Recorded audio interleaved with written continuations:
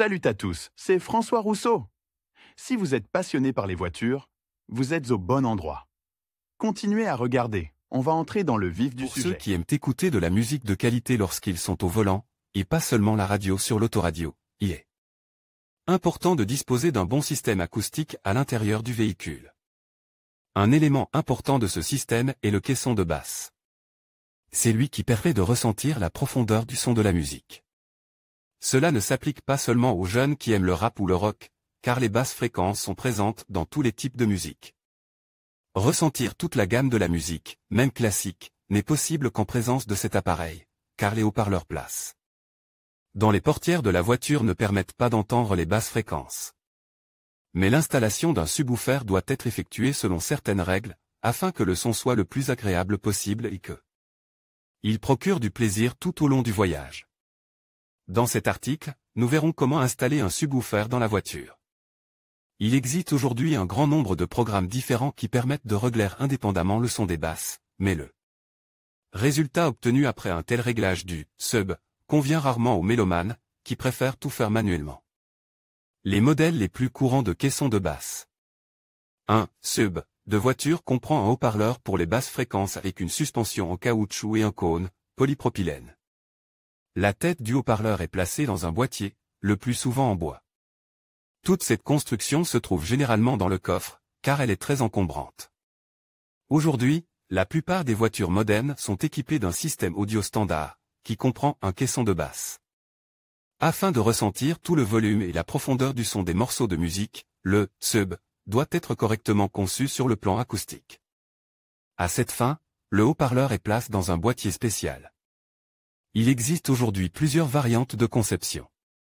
Les plus courantes sont les suivantes, boîte fermée. Le convertisseur de phase est la deuxième variante la plus courante. Il est assez facile à installer et ressemble à une boîte avec un orifice, fente ou tube. Une telle structure augmente considérablement l'efficacité. Le volume et la qualité du son sont très bons, mais un tel dispositif nécessitait un peu plus d'espace. Guide d'onde quaternaire, labyrinthe. Il s'agit également d'un appareil de grande taille, mais la qualité du son sera bien meilleure que dans les variantes précédentes. Pourquoi installer un caisson de basse dans l'habitacle de la voiture? Les systèmes audio de qualité comprennent des caissons de basse capables de s'adapter de manière autonome à la magnéto de la voiture. Mais il existe des caissons de basse dits passifs, qui nécessitent un réglage individuel. La nécessité d'un réglage adéquat se fait sentir lorsque vous vous retrouvez dans l'habitacle avec un haut-parleur basse fréquence qui ne fonctionne pas correctement. La voiture ressentira clairement une gamme trop large de fréquences musicales, ce qui entraînera une résonance des panneaux et un cliquetis de toutes les parties en plastique de l'habitacle. Voyager avec la musique à fond n'est pas agréable, mais plutôt inconfortable. Pour éviter cette situation, le subwoofer doit être personnalisé. Le processus de personnalisation. Le réglage du caisson de basse dans la voiture se fait en plusieurs étapes. Étape 1. Réglage du filtre passe-balle. La toute première chose à faire lors de l'installation d'un sub dans une voiture est de remettre tous les réglages de l'unité principale à 0, c'est-à-dire d'affaiblir les hautes et moyennes fréquences pour ne conserver que les basses fréquences. Un filtre de fréquence LPF, Low Pass Filter, ou LPF, LF, Low Pass Filter, est conçu à cet effet. Sa fonction est d'atténuer tout ce qui dépasse une certaine fréquence et de laisser passer les basses sans les modifier. Le filtre peut être installé sur l'amplificateur et sur l'unité principale. Parfois, il est installé sur les deux en même temps. Pour atteindre l'objectif souhaité, nous trouvons l'interrupteur et le plaçons en position LPF. Lire aussi, installation du frein à main hydraulique de ses propres mains. Étape 2, réglage de la fréquence et du volume du caisson. De basse, nous trouvons sur l'amplificateur l'interrupteur du filtre d'accord de fréquence 1, twist, ordinaire, qui est souvent étiqueté comme frequency. Nous devons le régler temporairement sur 80 Hz. Ce réglage permet de laisser passer les sons inférieurs au niveau règle, tandis que tous les autres sons sont considérablement atténués. Vous devez maintenant trouver la commande de sensibilité level ou gain. Réglez le volume des basses par rapport aux autres enceintes. Il est important de ne pas exagérer le volume du subwoofer, sinon il couvrira tous les autres sons et nous n'obtiendrons pas le résultat souhaité. Cette règle s'applique également aux amateurs de musique lourde. Un tournevis plat est inséré dans la torsion et rétracté au minimum. Une fois que le signal musical commence à arriver au caisson de basse de la voiture, il faut augmenter progressivement le volume. Cela se fait jusqu'à ce que la distorsion initiale du son apparaisse. À ce moment-là, nous commençons à réduire le son avec le contrôle du volume jusqu'à ce qu'il soit complètement clair. Faites de même avec la commande de gain. Étape 3. Connexion de la polarité. Parmi les automobilistes, on rencontre souvent l'opinion selon laquelle la connexion correcte de la polarité dépend de la durée des haut-parleurs, mais ce n'est pas du tout vrai. Sur l'amplificateur, il y a bien sûr des pointeurs plus et moins, mais cela ne signifie pas qu'il faille se connecter uniquement dans cet ordre. Ce facteur détermine la direction initiale du son et sa direction ultérieure, il est très important pour obtenir la bonne combinaison de toutes les fréquences sonores. Pour effectuer ce réglage correctement, vous devez choisir une musique dans laquelle les instruments produisant des basses fréquences peuvent être entendus sans problème. La tâche principale consiste à trouver le niveau sonore du sub, qui permet une combinaison maximale du son avec d'autres éléments acoustiques. Les basses doivent être recueillies et claires. Un point important dans le réglage est que le son provenant des sièges arrière et avant sera légèrement différent. Comme le conducteur choisit généralement le son sous lui, il est nécessaire de régler la polarité, d'aller écouter sur le siège avant, de changer la polarité, d'écouter à nouveau et de choisir la variante la plus satisfaisante. Lorsque vous écoutez de la musique, il est nécessaire de fermer les portes et les fenêtres. La variante idéale sera celle où, à la suite de toutes les manipulations effectuées sur le siège du conducteur, on n'entendra pas que les sons graves proviennent de l'arrière, et où l'on aura pleinement l'impression que les basses proviennent des haut-parleurs avant. Si un tel son ne peut être obtenu, il convient de vérifier à nouveau le volume du subwoofer. Si cela ne sert à rien, cela signifie que le boîtier du subwoofer n'est pas de bonne qualité. Étape 4. Réglage du caisson de basse. Un assez grand nombre d'amplificateurs de basse sont également dotés d'un filtre de tonalité inférieur, le subsonique. Il est conçu pour atténuer tous les sons graves situés jusqu'au niveau de fréquence prédéfini, c'est-à-dire pour atténuer les sons très graves. Une question raisonnable peut se poser, à quoi sert-il? Il s'agit également d'un élément important du réglage du caisson de basse de la voiture.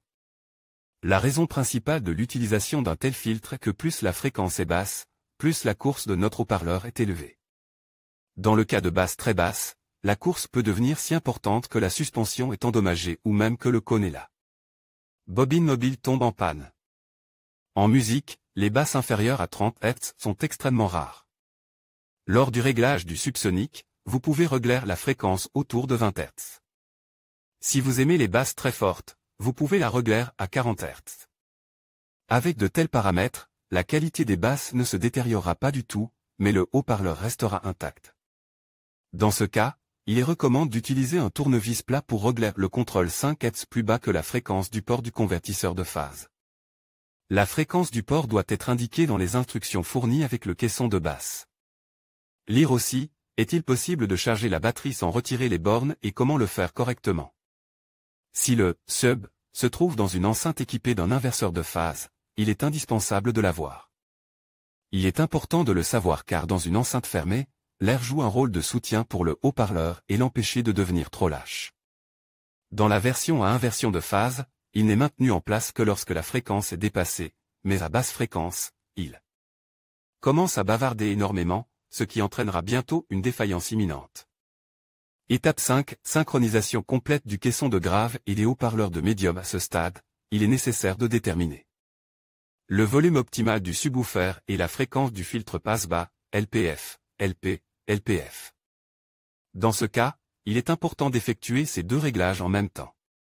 Les résultats peuvent être les suivants: si vous réduisez la fréquence du filtre passe-bas et augmentez le volume, le son des basses deviendra plus profond et plus doux. Mais si vous en faites un peu trop, vous pouvez avoir l'impression que les basses sont séparées de l'ensemble de la musique. Si vous augmentez la fréquence, les basses commencent à sonner plus serrées et avec beaucoup plus d'assurance. Dans ce cas, il est nécessaire d'abaisser le son, faute de quoi vous aurez l'impression que la basse ciselée, littéralement. Il est peu probable que cette option nous satisfasse. Réglage de la phase acoustique. Le déphaseur est situé sur le panneau avant de l'amplificateur et est étiqueté acoustique phase. Pour le régler, tournez-le dans le sens des aiguilles d'une montre jusqu'à ce que vous puissiez entendre le son du subwoofer dans le contexte de l'ensemble de la musique. Vous devez avoir l'impression que la musique provient uniquement des enceintes avant, le résultat est alors atteint. Paramètres permettant de déterminer si la configuration est correcte. Chacun devra déterminer lui-même si le réglage est bon ou mauvais, car nos goûts en matière de musique sont très différents, et les voitures dotées d'une isolation phonique sont également différentes. En outre, la conception des subwoofers est différente, ce qui n'est pas sans importance. Bien que la sensation de la musique soit totalement subjective, les filtres doivent toujours être bien régles et vous pouvez être absolument sûr que les basses sont, sinon parfaites, du moins de très bonne qualité. Le principal indicateur peut être considéré comme le fait que, dans le siège du conducteur, vous pouvez entendre toute la musique comme un tout, en provenance des haut-parleurs avant, et que vous pouvez entendre chaque instrument séparément. Pour l'installation et pour vérifier la justesse de l'accord, il est conseil d'utiliser de la musique dans laquelle les instruments vivants, et non les instruments électroniques, sonnent aussi clairement que possible. En effet, nous connaissons tous le son de ces instruments en direct et nous nous efforçons de l'obtenir dans l'habitacle de notre voiture. Avec la musique électronique, en revanche, tout sera beaucoup plus compliqué.